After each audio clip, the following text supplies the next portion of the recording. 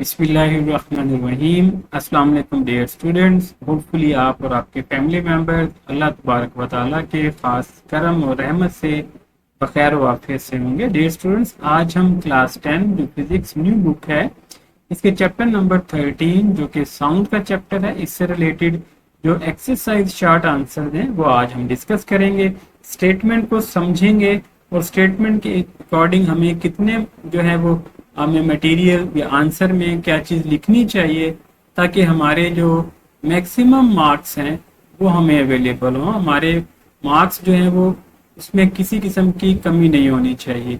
तो चलिए हम स्टेटमेंट देखते हैं। बेटा पहला क्वेश्चन है हमारा, क्योंकि चैप्टर नंबर 13 है तो 13.1 ये क्वेश्चन है। इसमें हम देखते हैं स्टेटमेंट में है कि how does medium effects the speed of sound. ये स्पीड ऑफ साउंड है, अगर वो किसी मीडियम में है तो अगर मीडियम चेंज होता है तो वो मीडियम कैसे उसकी स्पीड को यानी साउंड की स्पीड को इफेक्ट करती है। यानी अगर साउंड एक मीडियम से दूसरे मीडियम में जाती है तो क्या साउंड जो है वो बेसिकली उसकी स्पीड वही रहती है या उसमें चेंज आता है, ज्यादा होती है या कम होती है। ठीक है, इसको हमने बेसिकली देखना है। तो इसका बड़ा सिंपल से आंसर है the sound has different speed in different medium. यहाँ से अब हमें एक चीज का आइडिया हो गया कि साउंड की जो स्पीड है वो हर मीडियम में एक जैसी नहीं रहती। अब देखें, जो हमारे पास मैटर है वो आमतौर पर 3 स्टेट्स में होता है। सॉलिड में होता है, लिक्विड में होता है और गैसेस में। आपको इनके मॉलिक्यूल्स का भी कुछ आइडिया है कि जो सॉलिड के मॉलिक्यूल्स होते हैं वो टाइटली पैक्ड और क्लोज होते हैं। एक एटम या एक मॉलिक्यूल जो है वो जब साउंड एनर्जी इसमें से सॉलिड में से पास होती है तो एक मॉलिक्यूल जो है वो जल्दी से अपनी एनर्जी दूसरे को पास कर देता है और दूसरा जो है वो तीसरे को पास कर देता है। तो इससे ये आइडिया हुआ कि सॉलिड में जो स्पीड है वो ज्यादा होती है साउंड की, और जो लिक्विड होता है उसके मॉलिक्यूल थोड़ा डिस्टेंस पर होते हैं। तो एक मॉलिक्यूल जब दूसरे मॉलिक्यूल को एनर्जी पास करेगा तो थोड़ा टाइम लेगा, जिससे कुछ एनर्जी जाया हो जाती है और साउंड की जो स्पीड है वो स्लो हो जाती है। और गैसेस में जो है वो तो मॉलिक्यूल बहुत दूर होते हैं, एक दूसरे से काफी दूर होते हैं। जब ये मॉलिक्यूल एक दूसरे को साउंड एनर्जी पास करते हैं तो उससे फिर साउंड एनर्जी ज्यादा जाया होती है, जिसकी वजह से साउंड गैसेस में सबसे कम स्पीड के साथ जाती है। तो यही चीज हमने यहाँ मेंशन करनी है कि the speed of the sound waves varies with the type of the medium. Medium change होगा तो स्पीड भी चेंज हो जाएगी। It moves 5 time faster in liquid and 15 time faster in solid than in gases. यानी अगर हम ये suppose कर लें, यहां से हमें ये आइडिया हो गया है कि अगर हम सपोज कर लें कि गैस में स्पीड जो है वो 1 है, 1 मीटर पर सेकेंड, तो जैसे ही साउंड गैस से लिक्विड में एंटर होगी तो वो मल्टीपल 5 हो जाएगी, यानी 5 मीटर पर सेकंड से चलेगी। और अगर यही जो साउंड है वो सॉलिड में एंटर हो जाती है तो 15 मल्टीप्लाई 1 हो जाएगा, यानी गैस के मुकाबले में वो 15 टाइम और लिक्विड के मुकाबले में जो है स्पीड ऑफ साउंड जो है वो 3 टाइम हो जाएगी। क्योंकि लिक्विड में 5 होता है तो 5 मल्टीप्लाई 3 करेंगे तो वो 15 बनता है। तो सॉलिड में लिक्विड के मुकाबले में 3 टाइम स्पीड ज्यादा हो जाती है। यानी यहां से पता चल गया कि सबसे ज्यादा जो स्पीड ऑफ साउंड है वो सॉलिड मटेरियल में है। आई होप कि ये पॉइंट क्लियर हो गया होगा। और ये एमसीक्यूज भी बन सकता है कि सॉलिड में लिक्विड के मुकाबले में कितने टाइम स्पीड ज्यादा होती है, तो ये याद रखना है। लिक्विड के मुकाबले में सॉलिड जो है वो 3 टाइम होता है, लेकिन गैसेस के मुकाबले में या एयर के मुकाबले में सॉलिड 15 टाइम होता है। और लिक्विड को अगर चेक करेंगे तो लिक्विड जो है वो गैसेस के मुकाबले में 5 टाइम जो है वो ज्यादा स्पीड को साउंड की स्पीड को ट्रेवल करवाते हैं। तो ये आई होप कि ये पॉइंट आपका क्लियर हो गया होगा। क्वेश्चन नंबर 2 है बेटा 13.2। 13.2 में है does sound wave show reflection. क्या साउंड वेव रिफ्लेक्शन शो करती है? जैसे अगर हम सिंपल सी एग्जांपल लें ना, रिफ्लेक्शन का मतलब है कि अगर आपके पास कोई टेनिस बॉल है और ये टेनिस बॉल जो है वो सामने आप वॉल पर थ्रो करते हैं तो बॉल वॉल को हिट करके वापस आती है, इसको हम रिफ्लेक्शन कहते हैं। ये इंसिडेंट हो गई, ये रिफ्लेक्टेड हो गई। तो क्या साउंड भी ऐसे जाकर किसी चीज से रिफ्लेक्ट होकर वापस आती है? इस प्रोसेस को हम रिफ्लेक्शन कहते हैं।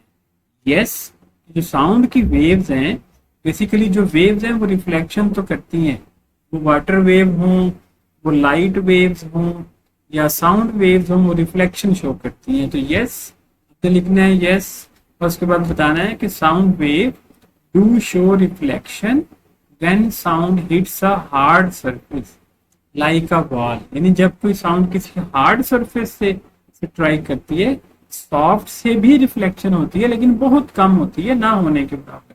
लेकिन हार्ड सरफेस जो है, जब वो आपके साउंड के सामने आ जाएगी तो कुछ साउंड उसके अंदर एब्जॉर्ब हो जाएगी और मैक्सिमम साउंड रिफ्लेक्ट होगी। Part of it bounce back, यानी लाइट का स्पीड का कुछ पार्ट जो है वो बाउंस बैक होगा, यानी वापस आएगा। And this is why we hear echo, और इसीलिए हमें इको सुनाई देती है, जिसको हम गूंज कहते हैं ना, जो साउंड थोड़ी देर के बाद फिर दोबारा सुनाई देती है। ये खास तौर पर अगर हम रूम खाली हो या अगर हम माउंटेन एरिया में हो और अगर हम लाउडर साउंड के साथ कोई आवाज निकालें तो हमें चंद सेकंड्स के बाद वो दोबारा से सुनाई देती है। ये जो इको, इसी को हम इको कहते हैं, और ये रिफ्लेक्शन ऑफ साउंड की प्रॉपर्टी की वजह से ही होता है। आई होप कि ये क्वेश्चन भी आपका क्लियर हो गया होगा। अब हम नेक्स्ट क्वेश्चन की तरफ चलते हैं और नेक्स्ट क्वेश्चन की स्टेटमेंट को पढ़ने के बाद उसको सॉल्व करने की कोशिश करते हैं और देखते हैं कि उसमें हमने क्या मटेरियल लिखना होगा। क्वेश्चन बेटा जो है हमारा स्क्रीन पर आ गया 13.3। तो इस 13.3 की स्टेटमेंट है कि what factors influence the loudness of sound. Loudness of sound यानी साउंड की लाउडनेस जो है वो किन फैक्टर पे डिपेंड करती है। ठीक है, तो इसको हमने डिस्कस करना है। तो इसमें जो है पहले तो सिंपल देख लें कि लाउडनेस का मतलब है कि जो बुलंद आवाज होती है, जो लाउड साउंड होती है, जो आपको ऊंचा सुनाई देती है, हम कहते हैं इसकी लाउडनेस ज्यादा है। तो लाउडनेस ऑफ साउंड जो है इसके हमने क्या बताने हैं फैक्टर्स, किन फैक्टर से लाउडनेस ऑफ साउंड ज्यादा हो सकती है या कम हो सकती है। तो लाउडनेस जो है of sound mainly depend upon amplitude of sound waves. जो साउंड वेव है उसका एम्पलीट्यूड, जब कोई भी वेव बनती है, अगर हम सपोज करें ये जीरो लाइन है यानी यहाँ वेव अभी नहीं है, जब यही मीडियम में वेव जनरेट होगी, अगर आप सपोज कर लें ये वाटर है, तो वाटर में जब वेव्स होगी तो वो इस तरह बनेगी इसके। ठीक है, तो अब ये जो पार्टिकल था वाटर का, ये तो ऊपर चला गया, ये तभी जाकर ये सारे पार्टिकल ऊपर जाते हैं तो वेव बनती है। ये जो डिस्टेंस होता है इसको हम एम्पलीट्यूड कहते हैं, इसको ए से डिनोट। जितना एम्पलीट्यूड ऊपर होता है वेव्स का उतना ही नीचे होता है, तो ये जो डिस्टेंस है इसको हम एम्पलीट्यूड कहते हैं। तो जो एनर्जी होती है साउंड की वो एम्पलीट्यूड ही होती है, यूं समझिए। जिस साउंड की बेसिकली एनर्जी ज्यादा होगी उसका एम्पलीट्यूड ज्यादा होगा, इसलिए वो लाउडर साउंड बन जाती है, वो हमें ज्यादा बुलंद सुनाई देती है। तो साउंड की लाउडनेस जो है वो एनर्जी पे डिपेंड करता है, और एनर्जी ज्यादा होगी तो एम्पलीट्यूड ज्यादा होता है। तो बेसिक तो ये चीज है कि sound loudness of the sound mainly depend upon amplitude. Greater the amplitude means louder sound. ये अगर एम्पलीट्यूड ग्रेटर है इसका मतलब है वो साउंड लाउडर साउंड। इसके अलावा जो फैक्टर्स होते हैं, the main factors are number 1 amplitude हो गया, दूसरा surface area of vibrating body. अब हमें ये तो पता है कि जो बॉडी साउंड प्रोड्यूस करती है ना वो वाइब्रेट हो रही होती है। अब जैसे देखें कि जो सरफेस है वो इतना, ये उसका जो है एरिया है, तो अगर कोई बड़ी सरफेस है उसका बड़ा एरिया है, तो अगर हम इन दोनों एरिया पर फोर्स लगाएं, यहाँ से भी साउंड आएगी यहाँ से भी, लेकिन इसका जो सरफेस एरिया है ये इतना ज्यादा है और इसका सरफेस एरिया कम है, तो यहाँ से कम साउंड आएगी और यहाँ से ज्यादा साउंड आएगी। और दूसरा जो है तीसरा पॉइंट जो है वो डिस्टेंस फ्रॉम द सोर्स, यानी अगर हम सपोज कर लें कि यहाँ से साउंड आ रही है, ये कोई स्पीकर है और हम इतने डिस्टेंस पर खड़े हैं, इसको हम डिस्टेंस ए का नाम दे देते हैं। हम ए पोजीशन पर हैं और कोई आदमी इस बी पोजीशन पर खड़ा है, तो साफ जाहिर है जो बी पर है वो ज्यादा दूर है, उसको जो साउंड सुनाई देगी या जो ए तक साउंड आ रही है वो ज्यादा होगी, जो बी तक साउंड आएगी वो कम होगी। और अगर हम कहीं और दूर चले जाएं, डिस्टेंस और दूर चले जाएं, तो सी पोजीशन पर आ जाएं, तो सी पोजीशन का मतलब है डिस्टेंस सोर्स ऑफ साउंड से हम और दूर चले गए हैं। तो जैसे जैसे आप सोर्स ऑफ साउंड से दूर जाते हैं तो लाउडनेस कम होती है। तो ये भी फैक्टर है। और मोस्ट इम्पॉर्टेंट फैक्टर जो है, जो कि आमतौर पर बुक्स में अवेलेबल नहीं होता, इसको नोट कर लें, ये सेंसिटिविटी ऑफ ईयर है। कि हर इंसान के जो अल्लाह ताला ने ईयर बनाए हैं उसकी अपनी एक हेल्दी कंडीशन होती है। अगर वो हेल्दी कंडीशन जो है वो नॉर्मल है तो उसको साउंड जो है वो ऊंचा, या नॉर्मल जो साउंड है वो नॉर्मल सुनाई देगी, जो कम है वो कम सुनाई देगी, और जिसकी लाउडनेस ज्यादा है उसको लाउडनेस सुनाई।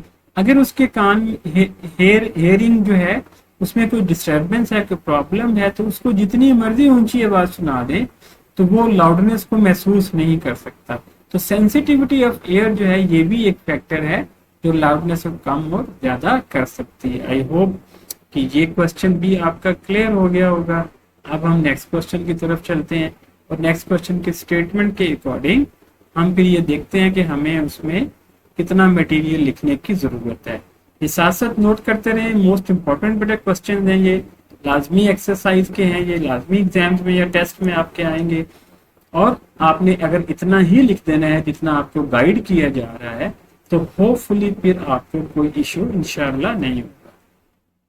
नेक्स्ट क्वेश्चन है, क्वेश्चन हमारा 13.4, और 13.4 की जो स्टेटमेंट है जब हम इसको देखते हैं बेटा, तो इसमें हमसे पूछा गया है कि why do we hear an echo, हमें इको क्यों सुनाई देती है। जो अभी हम पीछे बात कर रहे थे ना रिफ्लेक्शन प्रॉपर्टी ऑफ साउंड में, वही है कि when we clap near a building, अगर हम किसी टॉल बिल्डिंग के सामने या करीब खड़े होकर क्लैपिंग करते हैं तो हमें थोड़ी देर बाद वो साउंड दोबारा सुनाई देती है, जिसको हम इको कहते हैं। ये हमें क्यों सुनाई देती है, तो बेसिक रीजन तो इसकी कि जो साउंड की प्रॉपर्टी है रिफ्लेक्शन ऑफ साउंड, इसकी वजह से होता है। ये आपने याद रखना है। तो इसी को हम यूज करते हैं कि व्हेन वी क्लैप और shout near the tall building और mountain we hear the sound returns after a briefly delay, थोड़े टाइम के बाद यानी चंद सेकंड्स के बाद ये दोबारा से साउंड उस बिल्डिंग से टकरा कर वापस आएगी, यानी रिफ्लेक्शन होगा। तो इसी को हम कहते हैं echo. So this repeated sound is called echo, caused by, किस वजह से होती है, reflection of sound waves from the surface of the buildings भी कह सकते हैं, या सिंपल आप सरफेस भी लिख देंगे। तो ये हमारा पॉइंट ये क्लियर हो जाएगा। आई होप कि ये क्वेश्चन क्लियर हो गया बेटा। नेक्स्ट क्वेश्चन की तरफ चलते हैं, और ये नेक्स्ट क्वेश्चन जो है हमारा ये इस चैप्टर का चैप्टर नंबर 13 है, जिसको हम साउंड की प्रॉपर्टीज या साउंड वेव्स कहते हैं। इसका ये बेटा ये लास्ट क्वेश्चन है 13.5। इसकी स्टेटमेंट को हम देखते हैं। ये इंपॉर्टेंट क्वेश्चन है, ये जरूर जो है आमतौर पर एग्जामिनेशन में, पिछले तमाम एग्जामिनेशन में, या जो है मोस्ट इम्पॉर्टेंट जो स्कूल टेस्ट होते हैं आप लोगों के, उसमें ये जरूर पूछा जाता है। तो ये बड़ा इंपॉर्टेंट टॉपिक है जिसको हम अल्ट्रासाउंड कहते हैं कि व्हाट इज अल्ट्रासाउंड, अल्ट्रासाउंड क्या होता है, and how it is use in medicine. Medicine mean कि ये मेडिकल फील्ड में कहाँ कहाँ और कैसे यूज किया जाता है। ये हम आमतौर पर बड़ा कॉमन सुनते हैं, दाना खासा जब भी पेशेंट होता है, कोई बीमार हो जाता है, डॉक्टर कहते हैं कि इसका अल्ट्रासाउंड करवा, तो हम डिफरेंट अल्ट्रासाउंड करवाते हैं अपनी बॉडी के डिफरेंट ऑर्गन्स का। मतलब आप किडनी का करवाते हैं, सपोज करें हम हार्ट का कहते हैं, लीवर का कहते हैं, ठीक है। और ख़ास तौर पर जो है जो यूटिलाइजेशन होती है, स्पेशलाइज जो ट्रीटमेंट की जाती है, वो इसी मकसद से होती है कि हम डायग्नोज करें कि बेसिकली अल्ट्रासाउंड में की रिपोर्ट के मुताबिक कि बेसिक जो है वो बीमारी की वजह क्या है, ताकि उसके अकॉर्डिंग जो है वो हम इसको ट्रीटमेंट के हिसाब से देख सके। तो पहले तो ये देखेंगे अल्ट्रासाउंड है क्या, जैसे कि एंड में नजर आ रहा है अल्ट्रा और फिर साउंड, यानी साउंड है बेसिकली ये। तो आप एक बात याद रखें कि जो भी साउंड होती है उसकी फ्रीक्वेंसी होती है, और कुछ फ्रीक्वेंसी जब भी कोई चीज वाइब्रेट करती है तो उसकी फ्रीक्वेंसी होती है, जिसको हम कहते हैं ना number of vibration in unit time या इन 1 सेकेंड 1 सेकंड में जितनी वाइब्रेशन होती है उस बॉडी की वो फ्रीक्वेंसी होती है, और जो साउंड होती है वो सिर्फ और सिर्फ वाइब्रेटिंग बॉडी से होती है। जब आप वाइब्रेट करते हैं किसी बॉडी को तो साउंड प्रोड्यूस होती है, तो हर साउंड की फ्रीक्वेंसी होती है। और अल्लाह ताला ने हमें जो है यानी इंसान को जो रेंज दी है, वो आपको पता है ऑडियोबल रेंज हमारी कितनी होती है। मिनिमम हम जो है वो 20 हर्ट्ज जो है, कि हर्ट्ज जो है वो फ्रीक्वेंसी की यूनिट है। मिनिमम हम इतनी साउंड की फ्रीक्वेंसी की साउंड सुन सकते हैं, और ज्यादा से ज्यादा 20,000 को हम 20 किलो भी कहते हैं। 20 किलो यानी ये रेंज है जो हमारी यानी इंसान की ऑडिएबल है, जो हमें सुनाई देती है।